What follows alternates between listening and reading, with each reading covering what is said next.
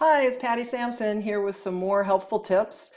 So today I'm going to show you how to create an email template that you can pull in to provide any kind of information that you want to pull in from a custom field.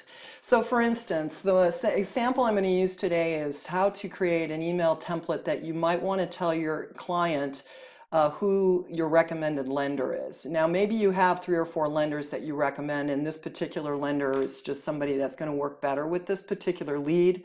I'm going to show you how to set this up in a field type format. Now as a side note, you do not actually have to do this for if you don't want to. If you've just got 1 or 2 lenders that you always recommend, you could have 2 separate email templates that are set up specifically with that lender's information. So that's just something to know.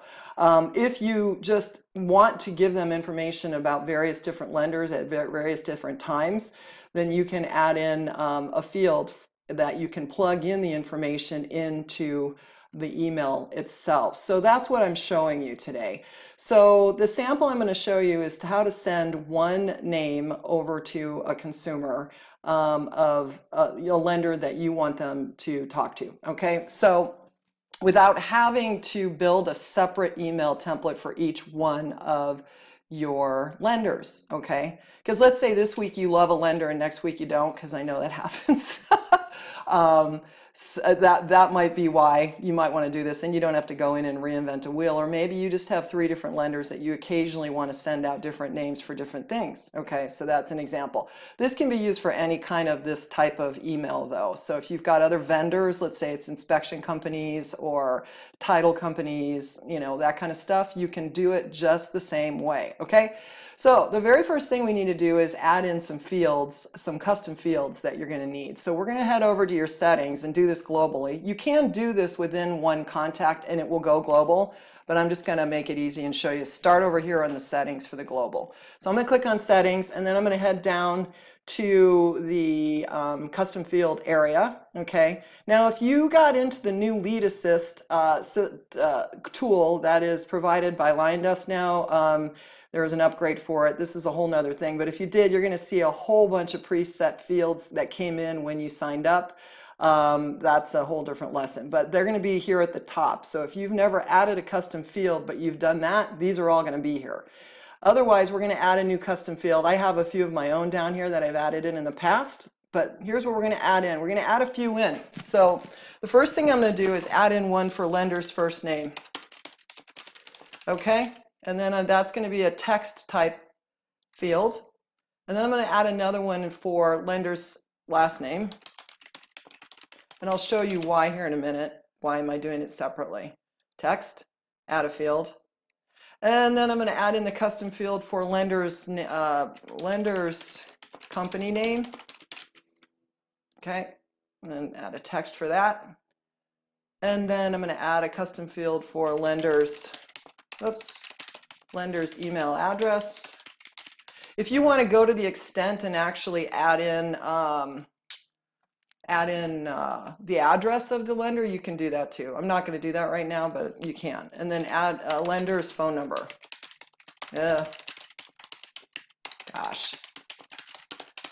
Number, and then that's going to be a number actually, and add that field in. I'm looking over here because I have a bigger screen, not trying to ignore you. Okay, so now they should be down here in alphabetical order. Don't count the lead assists, but they should be all here in alphabetical order. Now these are global, so they're going to show up in every one of your contacts now. But keep in mind, I've put in the field box for it, but there's no information in the field yet, so we need to go and add it into the field. So now I'm going to go into a sample contact that I added in here. And let's go ahead and click on that. And then let's scroll down, and we can see now that we have the fields in here, but they're empty. So this is the key. If you're going to use this, don't use this kind of in a blast email once we get the template made, because you're running the risk of sending this out without having lender information in each one of your clients' fields, because this is one contact, right? So this is why I'm saying if you have a lender that you always recommend, just write a whole template up and put their information into it. You don't even have to do any of this, okay? But if it's something where you think you're going to have a different lender or a different type of company in here every time, whether or not you're doing title or inspection companies or whatever, then this is when you could do this, right? So now I'm going to go in and put in the information. Just put in something Fairway Mortgage. That's not that it means anything other than that's my current lender's information. My lender's email address, I'm going to just call it lender@lenderemail.com. And my lender's first name, let's just say Karen. And last name is going to be Karen Lender. And then the lender's phone number. Okay, so I'm going to put all 4 of those things in, or 5 of those things in. Okay, actually that went empty. What happened there? Let me try that again. Click. I did not do it. Didn't save for some reason. Lender. Karen Lender is going to be her name. Okay, good. So they're all saved in here. Now I can conceivably use the letter that I'm going to write up right now. Okay, so I had somebody already send me a template, so I'm going to go ahead and just copy this template. So I'm going over to the marketing tab now and create a template that will pull in the custom field. Okay, so I'm going to go create a template and then create an email template. And after it thinks it over, it hopefully will work. I'm going to move this over here because I know I'm going to be needing it. Hello, wake up. Okay, there we go. So I'm going to go ahead and paste in this email that somebody gave me. I'm going to show you that you can add in the first name field, right? Which you never want to put any contact information in here specific on a template, okay? It always needs to be pulling in fields. So I'll just show you how that happened. Hi, and I'm going to go here and go first name. And then put a comma like you're writing a letter. Now, for some reason, this came in bold, so you don't want bold mixed with not bold, but I'm not going to clean that up right now. I'm just showing you for an example what to do here, right? Okay, so blah, blah, blah, this is the lender. Now I'm going to put in the information. One of my most trusted lenders is from, okay, so I need to put in the agent or the lender's first, and I'm going to put the lender's first and last name in here. So I'm going to put the cursor where I want the field to go. Now I'm going in here and I'm going to pull in the lender's, oops, wrong one. You need to go down to your custom field codes right here, right? These are your custom fields. So I'm going to go lender's first name, and then I'm going to go space, and then I'm going to go lender's last name. Okay, same thing here, lender's last name. Okay. And then make sure that you have correct spacing in here. And now it says from, this says lots of money mortgage. I'm going to remove that because we're going to use this for all of our lenders, right? And I'm going to put in that particular lender's company name, right? So that's going to load in, right? And then make sure you've got correct spacing.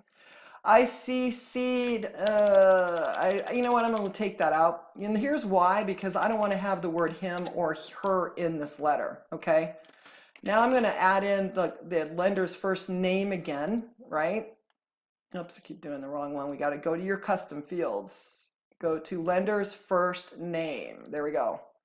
We'll be in touch with you soon to talk about what you may qualify for and can answer questions you have. I may revise this letter, but you get the idea. And then I'm going to say, so I conceivably could just copy this right here and just and then paste it back in because it's the same field I want to add. So that's how I'm cheating. That's how I'm cheating on this. And or I could go back up and add the first name back in. All right. So I'm going to say lender will explain the various programs available. I'm sure you will find one that works for you. Okay, whatever. You write your letter up the way you want it. I'd probably do a few touches to it, but this is working out for me today. To get started, I'd like to recommend, okay, if you want to do all that, you can. I'm going to actually take this out. I'm not putting any lender. You could have a whole field specifically for the lender's website. Personally, I don't really like that because I want them to connect with me. I don't want them just going straight over to a website and signing up for something because the lender may not know necessarily they're connected with me. So this is how we make sure that we connect them. Now, a tip on this would be when you get ready to send it out, you actually want to add your lender into your database, okay? Because then you can CC your lender on the letter when you send it out, okay? In the meantime, now I've got all that. So now it says Bob's information, okay? So I'm going to go ahead and just put in Karen's name again, or whoever that lender, yeah, well in this case it's going to be the lender's first name. I'm not going to put anybody specific, and then put apostrophe S information is, okay? And then here is where I'm going to put their information for their, that I've added in for their contact information. So again, I keep hitting that. I'm going to go down here, and I'm going to add in the phone number, and then I'm going to add in the email address for the lender. Okay, so that's pretty easy right now. I mean, if you want to add in, like I said, add in custom fields galore that you want to. Once you build this, you don't have to be in here doing this all the time. The only thing is you got to keep in mind that all this information needs to be pumped in to your custom fields. Okay, so the more you put there, the more you're going to have to put into your custom field. Just heads up on that. Let me know if you have any questions. I'm available anytime. Okay, whatever. Okay, now I'm going to you have your email signature here. So now I've got it done. Now I would have a folder probably set up specifically for things that like this, but for right now, I'm just going to put it into Patti's junk so I can find it later, but you're going to need to save it. So you might want to just have miscellaneous vendor folder that you can put it into, okay? And then save the template. All right, oops, you know, I forgot to do the subject line. Well, that's really key. So I'm in the subject line, I'm a big fan of putting the consumer's first name in. So I'm going to click on this right here and add in the consumer's first name right here. And I'm going to go lender recommendation from Patti. Just that simple. And then this is just going to be a saved lender recommendation. I put a star so my stuff pops to the top of my list if you want to do that, and this makes it easier. Insert. Okay, so now I've got it, right? All right, let's try this again. Luckily, it gives me the information that I didn't have it there, so that's good. All right, now, how do I turn it on and send it? Well, I'm going to go over to the contact now, and we're going to email it out. Now, conceivably right here, I could just go right here and click on this and mail it, okay? So that's what I'm going to do.